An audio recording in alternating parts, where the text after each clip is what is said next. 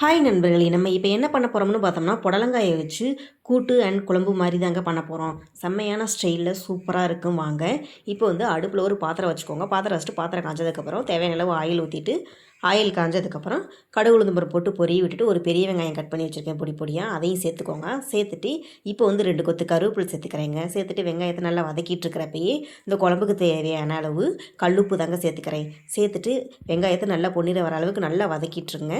நல்லா வதக்கிட்டு இப்போ இஞ்சி பூண்டு பேஸ்ட் 1.5 டீஸ்பூன் அளவு எடுத்து பேஸ்ட் பண்ணி வச்சுருக்கிறேன். அதையும் சேர்த்து நல்லா பச்சை வாசனை போகிற அளவு நல்லா வதக்கிட்டு இப்போ 2 தக்காளி கட் பண்ணி வச்சுருக்கிறேங்க.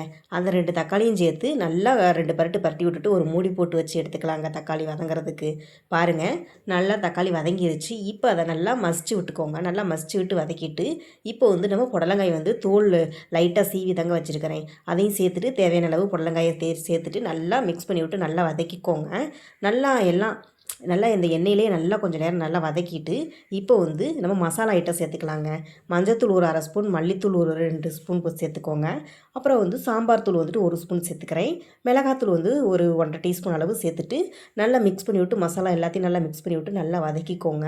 பாருங்கள், நல்லா கலர்ஃபுல்லாக சேஞ்சஸ் ஆகி வர அளவுக்கு நல்லா மிக்ஸ் பண்ணி விட்டு நல்லா வதக்கிட்டு இப்போ நம்ம காய் தேவையான அளவுக்கு வேகிற அளவுக்கு தண்ணி ஊற்றிக்கலாங்க. இந்த அளவுக்கு ஊற்றிட்டு நம்ம மூடி போட்டு வச்சுக்கலாங்க. மூடி போட்டு வச்சுட்டு இது வெந்துட்டுருக்கட்டும். இப்போ நம்ம தேங்காய் துருவல் தேவையான அளவு எடுத்துட்டு அதில் ஒரு ஸ்பூன் அளவு சீரகம் சேர்த்துக்கலாங்க. சீரகம் சேர்த்துட்டு இதை அரைச்சி தனியாக எடுத்து வச்சுக்கோங்க. இப்போ நம்ம புடலங்காய் வெந்துருச்சான்னு பார்ப்போம். நல்லா வெந்துருச்சு. இப்போ நம்ம தேங்காயை பேஸ்ட் பண்ணி வச்சுருக்கிறோம்.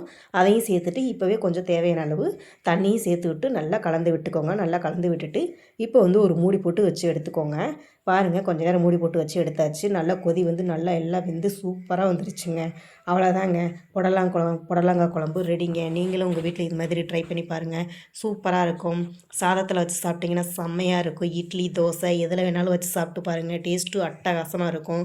நீங்களும் உங்கள் வீட்டில் இது மாதிரி ட்ரை பண்ணி பார்த்துட்டு எப்படி இருந்துச்சுன்னு கமெண்ட் பாக்ஸில் கமெண்ட் பண்ணுங்கள். வீடியோ பிடிச்சிருந்துச்சுன்னா கேபி தேவ் சேனலை லைக் பண்ணுங்கள், சப்ஸ்கிரைப் பண்ணுங்கள், ஷேர் பண்ணுங்கள், கமெண்ட் பண்ணுங்கள்.